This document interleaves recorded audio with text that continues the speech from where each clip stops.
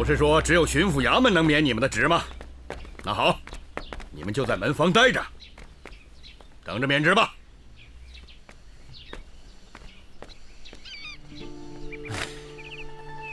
得，又没得茶喝了。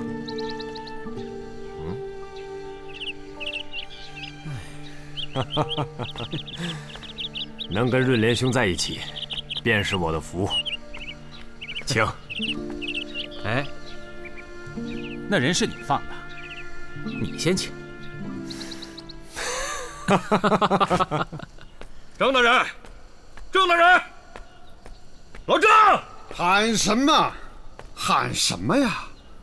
哼，又怎么了？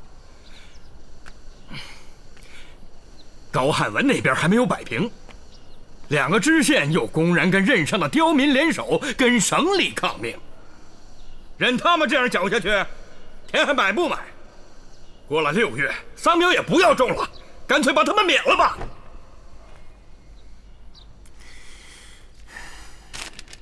你说怎么免他们的职？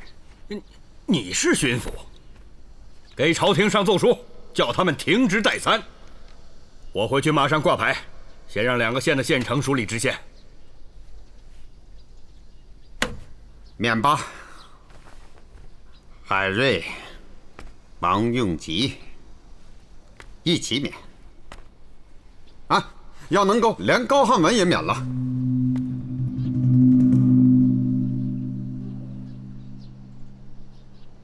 高汉文恐怕免不了吧？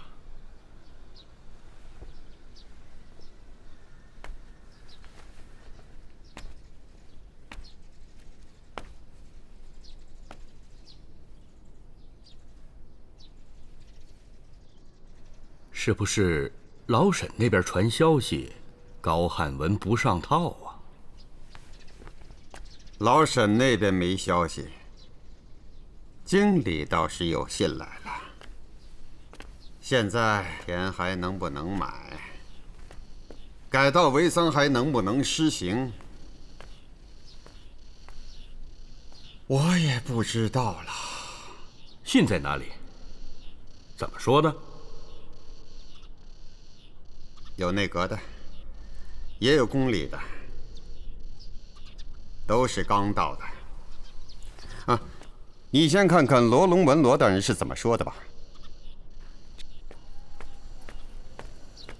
查。淳安和建德2个知县，也都是誉王给吏部举荐的。啊，杨公公的那封信你也看看吧。大人，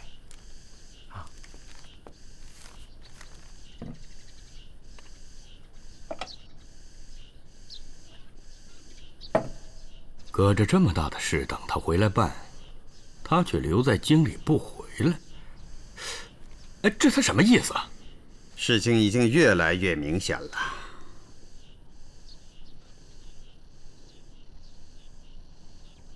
一个新任的知府是小阁老举荐的，一到任就跟我们对着干。2个知县是誉王推举的，也跟我们对着干。偏偏这个时候，杨公公也躲着不回来。这说明什么？这说明朝廷已经乱了，他们在上面拿着刀斗，却都砍向浙江。老何啊，你现在要是有办法把我这个巡抚免了，我让给你做。中丞，是你过虑了，朝廷落下那么大亏空，这才想着在浙江改稻为桑。改不了，朝廷也过不了这关；改了，我们便没有错。胡宗宪不就是因为反对这个国策，才丢掉了这个巡抚的吗？一个知府，2个知县，哎，不管他是谁举荐的，还强得过胡宗宪去？到现在你还认为胡宗宪吃了亏？哼，胡宗宪高明啊，原来我们都认为他是官做大了，蛮憨了，不识时务。现在看来，你和我连胡宗宪的背影都摸不着啊！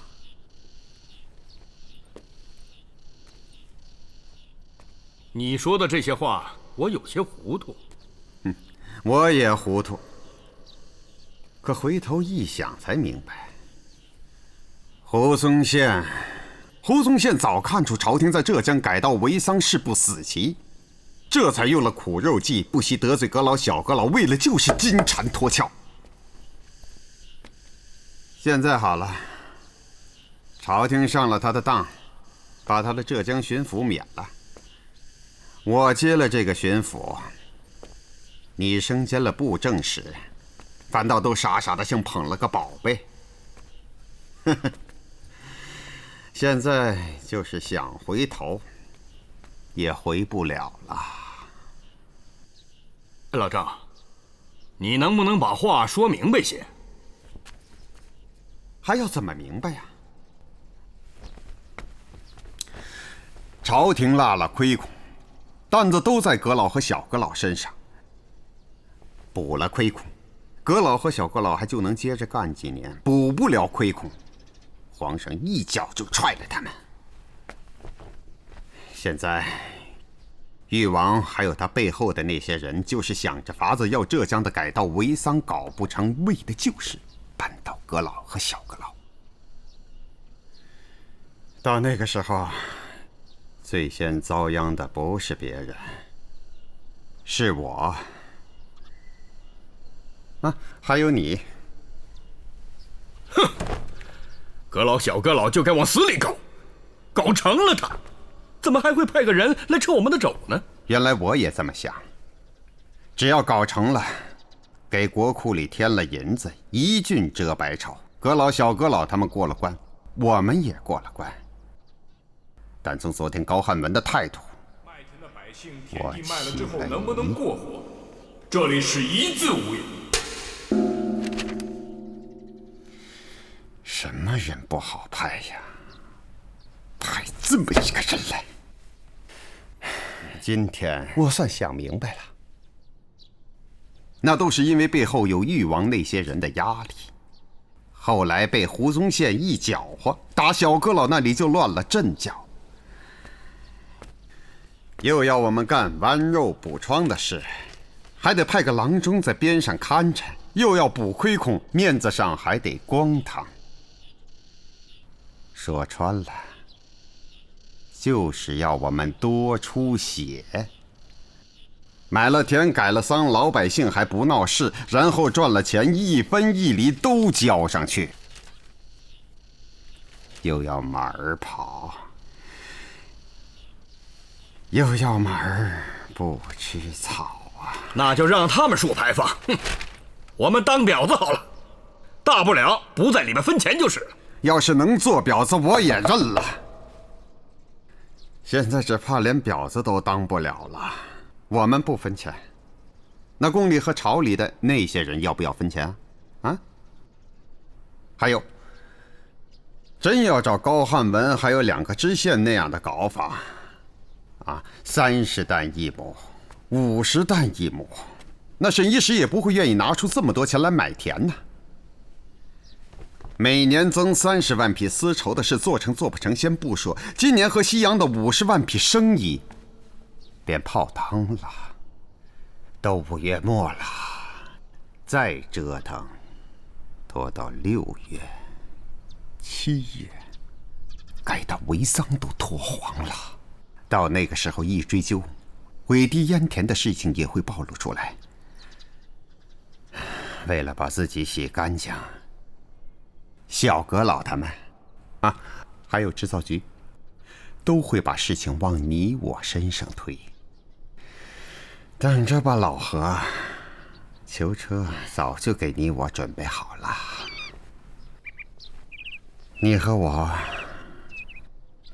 就等着见送京师吧。那就都往死里走。他们是在朝廷里拿着刀争，我们也不是砧板上的鱼肉，要搅，就把水全部都搅浑了。到时候，他们想要动我们，我们也会让他们连着骨头带着筋。怎么把水搅浑？高汉文不是小阁老派来的吗？嗯。海瑞和王用吉不是誉王派来的吗？嗯。我们就用他们派来的人去改，10担1亩，8担1亩，逼着他们去改。高汉文的态度你昨天都看到了吧？是，老沈正在套他，可入不入套还不知道呢。海瑞和王用吉更不可能按我们这个意思去做。那现在只有走一步，献棋。过来，你说什么献棋？通倭。老何，你疯了！通倭可是灭门的罪呀！不是我们通倭，是让他们通倭。那他们怎么会通倭呀？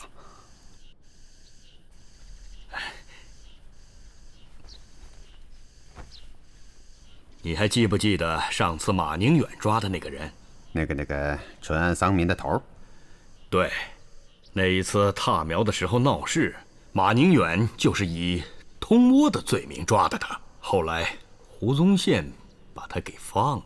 听手下人说，今天在码头上被海瑞放走的又是这个人，就是他带着淳安的刁民四处买粮，煽动百姓不肯卖田。这几天那伙人一定还会四处买粮，想个法子让他们到倭寇那儿去买，连他们带倭寇一起抓住，做成个死局，到时候让海瑞去办。这些账册连浙江巡抚也不能看，那我就不看了。我也没有叫大人看，只是有些事想让大人知道，是为了大人，也是为了鄙人自己，一点思念而已啊。这样吧，大人也不要看，我念，只捡这2年当中最紧要的几处念。我呢，只当念给我自己听，大人呢，只当没听见。嘉靖39年5月12日，新丝上市。6月，南京、苏州、杭州织造坊所织上等丝绸10万匹，借送内廷真公局。嘉靖39年7月9日，上等丝绸5万匹，中等丝绸10万匹和松江上等印花棉布10万匹，借送工部，已被皇上赏赐藩王官员和外藩使臣。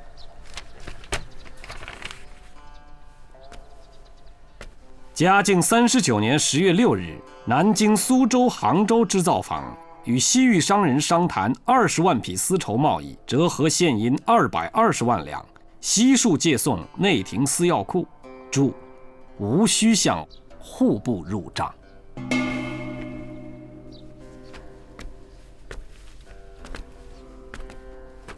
沈先生，嘉靖40年2月，接司礼监转上谕。该年应天浙江所产丝绸应贸与西洋诸商，上年所产12万匹丝绸悉数封存。3月，又接司礼监转上谕，将上年封存之12万匹丝绸特借10万匹火速押运北京，赏裕王妃李侯家。南京、苏州、杭州3个织造坊，应天、浙江2省那么多作坊，每年所产的丝绸，加上松江等地的棉布，如果有一半用在国库，也能充我大明全年1/4的开销。可是丝棉每年产，每年还缺。今年朝廷又提出要增加30万匹的支量，这才有了改稻为桑的事情。听了这些，高大人应该知道。沈先生告诉我这些是为什么？刚才不说了吗？一点思念而已。说句高攀的话，我想交大人这个朋友。昨夜巡抚衙门通告，叫我今天陪大人了解浙江丝绸的情形。当时我并没想到要跟大人说这些。一番琴曲之谈，知道了大人就是精解音律的苏南那个高公子，我这才动了心思。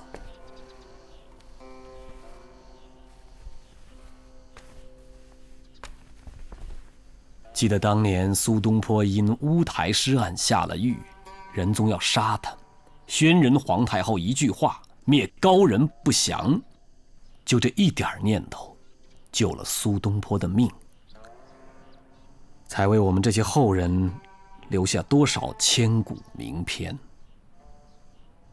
大人，不是恭维你，我不想像你这样的大才卷到官场的漩涡里去，损了我们江南的斯文元气。沈先生的意思是要我做什么？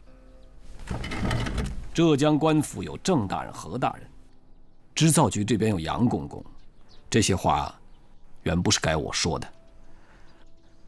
所谓白头如新，青盖如故。如果大人认我这个朋友，请说。赶紧让淳安和建德2县的灾民把田卖了，在6月就把桑苗插下去。做成这件事，大人在浙江也不用再待了。沈先生的意思是让我同意浙江巡抚衙门的奏议，让灾民10担8担一亩把田卖了？箭在弦上，不按这个议案，改稻为桑今年就万难施行，到时候朝廷第一个追问的就是大人。如果是那样，朝廷就不用我来了。高某在朝廷提出了以改监镇两难自解的奏议，其意就是为了上解国难，下纾民困。感谢先生担着干系告诉我这些内情，但倘若我因为知道内情，便一任数10万灾民明年失了生计，则高某把自己的前程看得也太重了。告辞。我说一句话，请大人先行恕罪。请讲。说轻一点儿，大人这是不解实情；说重一点儿，大人这是书生之见。说下去。按律例，通波就要就地正法，让那个海瑞到淳安的第一件事，就是杀人，杀那些不肯卖田的人。那海瑞要是不杀那些人呢？这些人是海瑞今天放的，不杀，那就说明海瑞也有通倭的嫌疑，就可以办了他。这倒连得上。让海瑞杀了那些人，淳安和建德的刁民就不敢再买粮了。没有粮，就只有麦田。海瑞和那个王用吉就不敢再阻止。一是百姓们不会再听他们的，再者饿死了人，也都是他们的罪。我们还可以办了他。那怎么让这些灾民到倭寇手里去买粮呢？这件事我去办，你赶紧去催老沈。明天上午议事，只要高汉文同意了，他改了口，我们的议案得到通过，剩下的2个知县，还有那些刁民们，就都按这个法子办。关口是要老沈今天晚上无论如何把高汉文给套住。通倭的事一定要做得干净，千万不要落下什么把柄。干了10几年的刑名了，这个你就不用担心。都是他们逼的。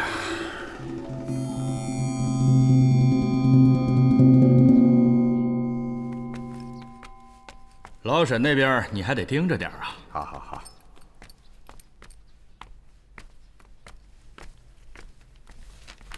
来人。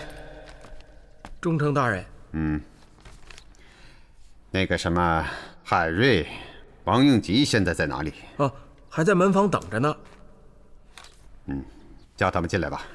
是。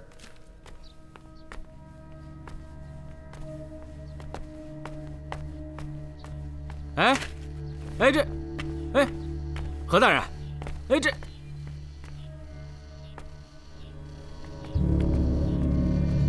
二位大人，忠诚有请。大人只知道百姓卖了田，明年就没了生计，为什么不想想，丝绸大户买了那么多桑田，一年要产那么多丝，靠谁去种？靠谁去织？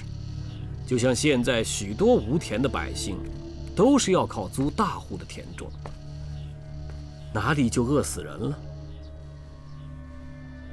同样，把稻田改成了桑田，也要人种，还要人采，更要人去养蚕缫丝，到最后还得要许多人去织成丝绸。唉，大人想一想，今年的灾民把自耕的稻田卖了，明年无非是受雇于大户田主，去种桑养蚕。人不死，粮不断，我大明朝不会眼睁睁地看着子民因没了自己的田，而一个个都饿死。有人吗？有人吗？请问二位找谁呀？高福台来过吗？没有。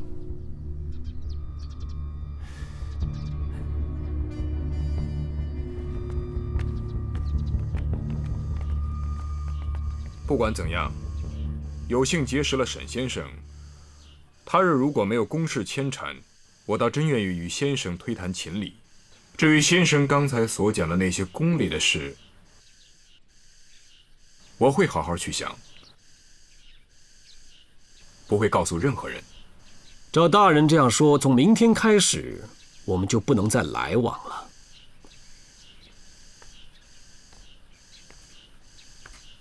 现在是酉时，大人能不能为在下耽误半个时辰？先生要我做什么？哦，请大人为舍侄女指点一下《广陵散》中的那个错处。也不知是我的面子还是你的福分，拜师吧。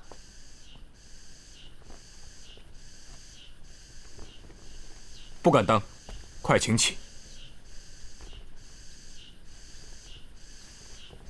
只有半个时辰，请大人先弹奏一遍，然后给你指点错处。你要用心体会。经高大人指点以后，我的这点琴艺便救不了你了。知道了。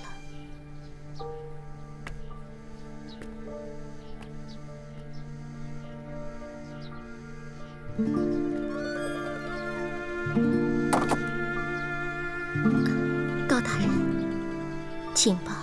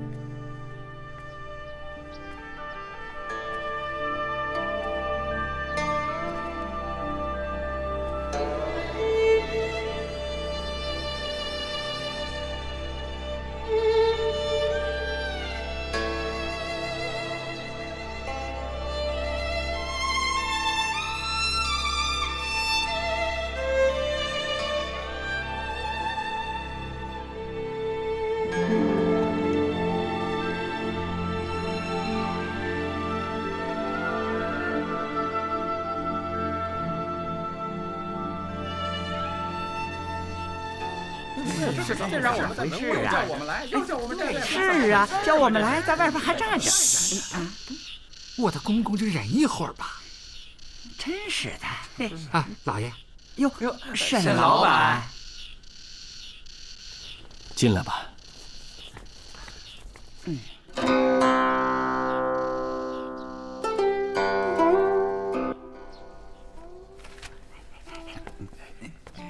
四位辛苦了。来，拿着。沈老板，那咱们现在就……哦，不急，再等等吧。好，看着我的这么多呀！装起来。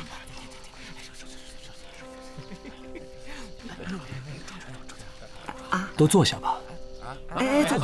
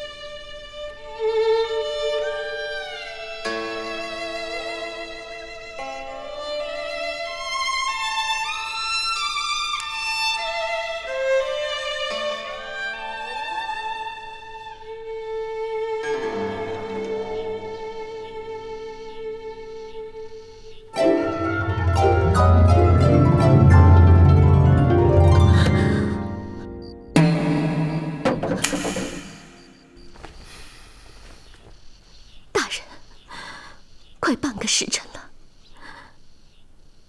你走吧。有事也耽误不在这片刻。我答应了你叔父，叫你改过这一段，接着谈吧。再等等。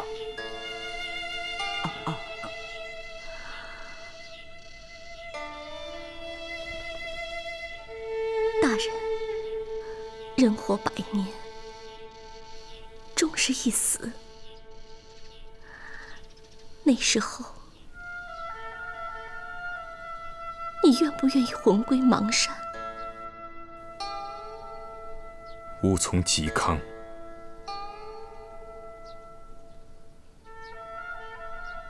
那我也从嵇康。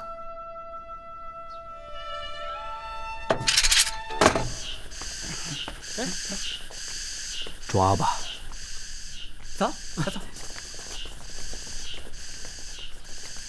慢着。什么？叫他写下凭据就是。是。不要伤了他。好，走。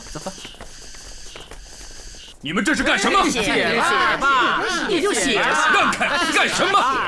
写吧。什么杨公公？什么对史？杨公公就是织造局的监正，我是伺候他的人。宫里把我们这样的人叫对史。那个沈先生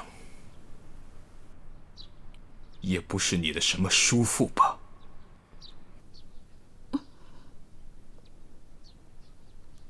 他是江南织造局最大的丝绸商，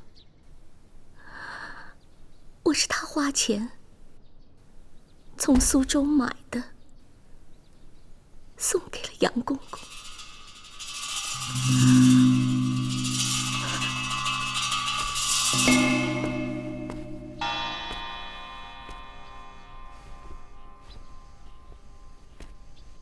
回去告诉你背后的主子，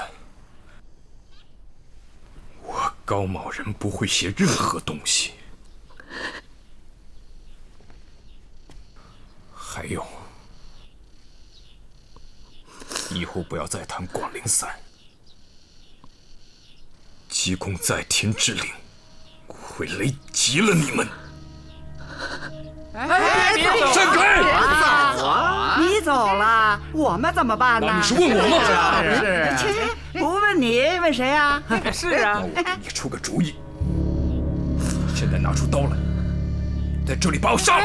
他还讹我们，我们好怕呀！人家是知府嘛。是啊，哎，你们别走啊！你别走啊！好了，高汉文，我跟你说啊，杀不杀你可不是我们几个人的事，就是。可是杀我们那是杨公公的事。对呀，我们可是杨公公吩咐下来伺候芸娘的。现在他跑出来偷汉子，偷汉子！这要是杨公公回来知道了，我们4个也是个死。我说高大人，您的命贵，对，您的命贵。我们几个做奴婢的是贱命一条，对，贱命一条不值钱。这样吧，您要是走可以，就先把我们杀了吧。对，把我们杀了，杀吧！来吧，来呀，杀吧！高大人，来呀，动手吧！把我们杀了吧！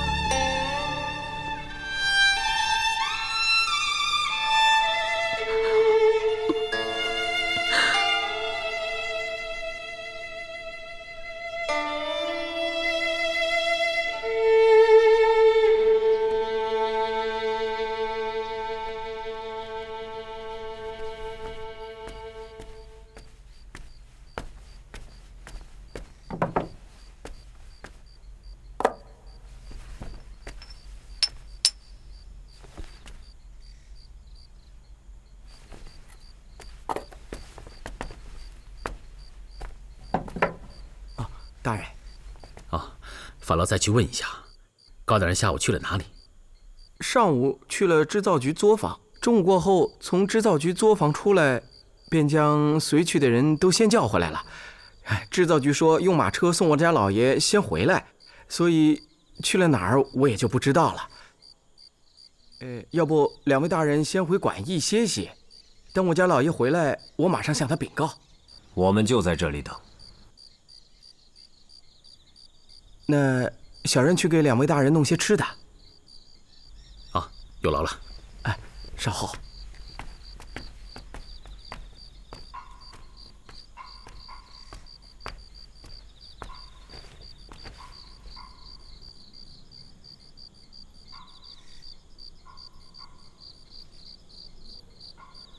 刚峰兄，明天上午就要议那个议案了，你说他们会不会对高大人？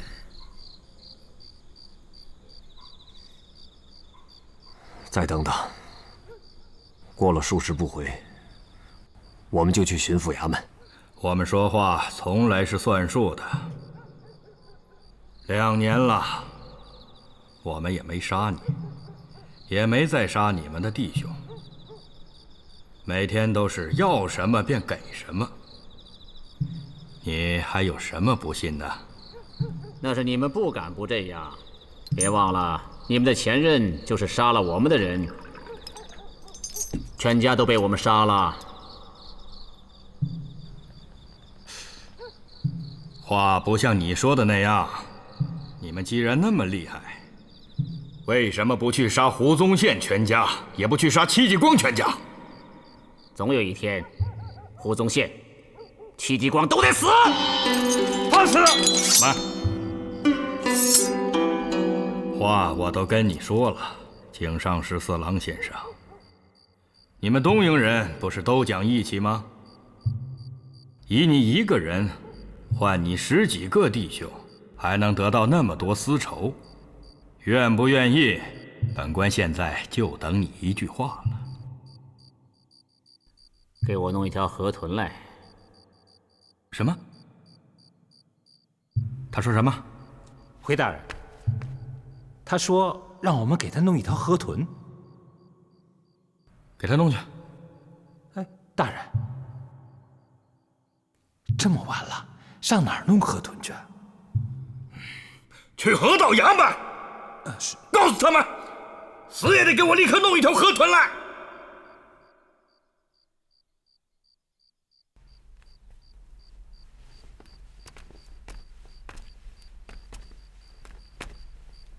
老爷，你下去吧。是。二位这么晚了，还在这里等我？明天便要再议那个议案了。我们在等大人示下。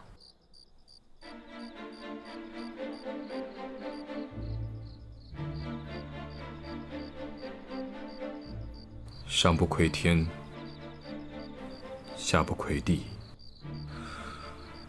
明天就请二位多为淳安建德的百姓谋条活路吧。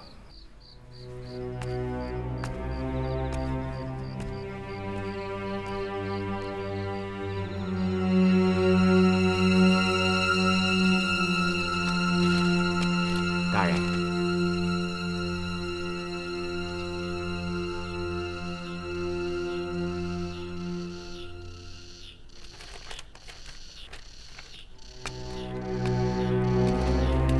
大人，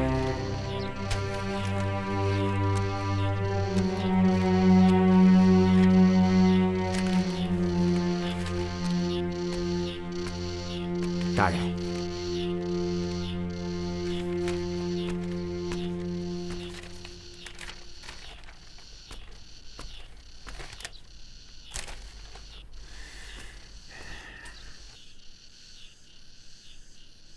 议事吧，是非经历不知难呐。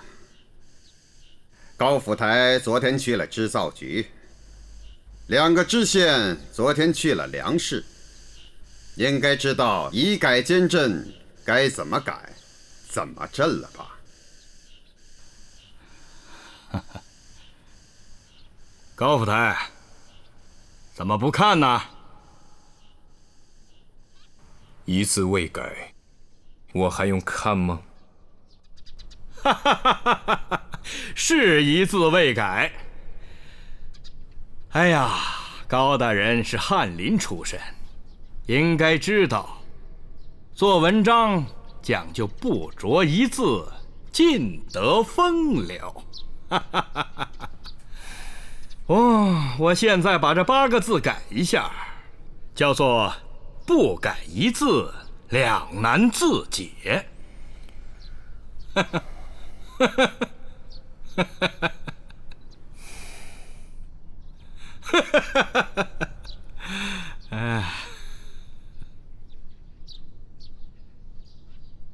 本院昨天和高府台就朝廷改道为丧的国策，还有如何在淳安建德以改监镇的事宜做了深谈。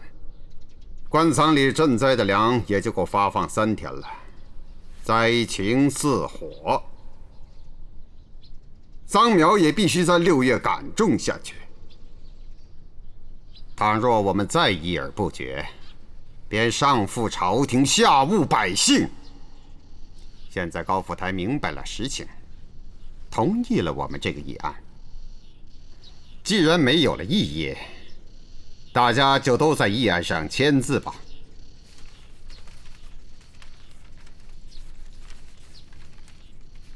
高府台，高府台，高府台，一字未改，我不能签。那你就再想想，上茶。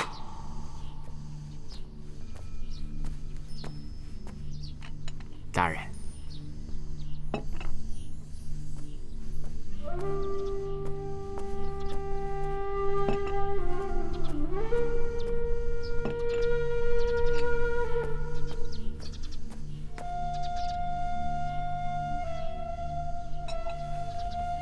放下吧。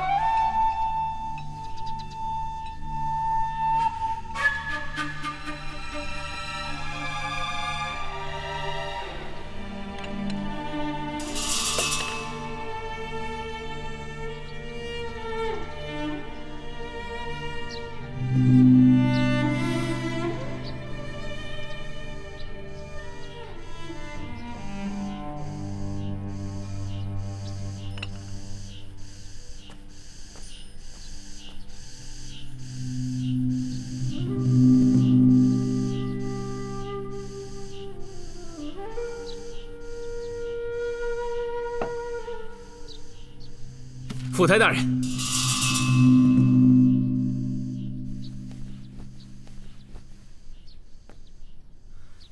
府台大人，卑职有几句话，请大人示下。请说。刚才忠诚说了，昨天与大人深谈了，赈灾粮只能发3天，桑苗也必须在6月份种下去，这些都是实情。可这些实情在前日议事的时候都已经议过了，何以同样的实情，这个议案上一次不能施行，今日又能施行？卑职殊为不解。既然是实情，在前日就应该通过，这有什么不解的？请大人容卑职说完。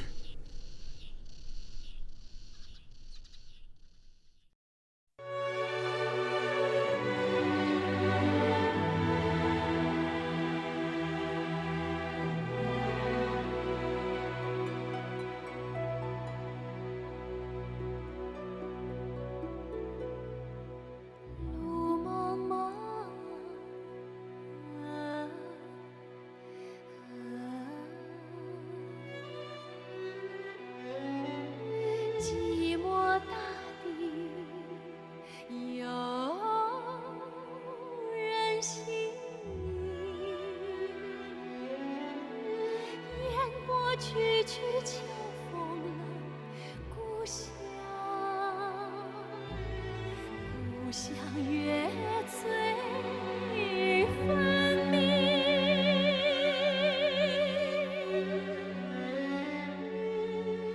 但愿记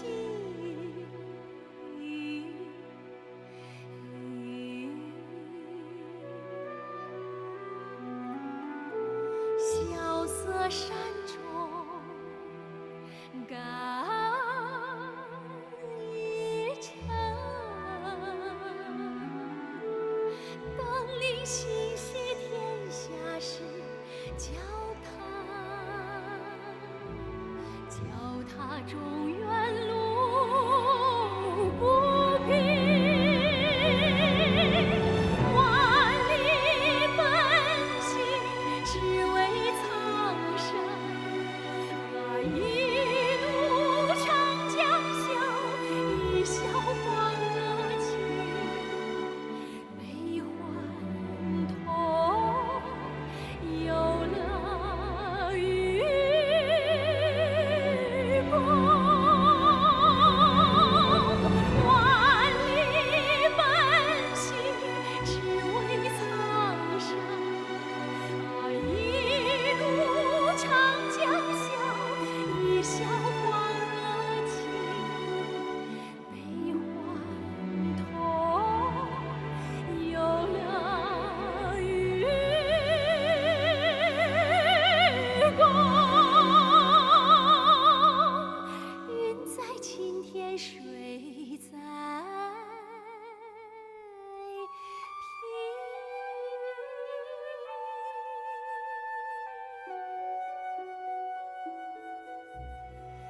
天一明，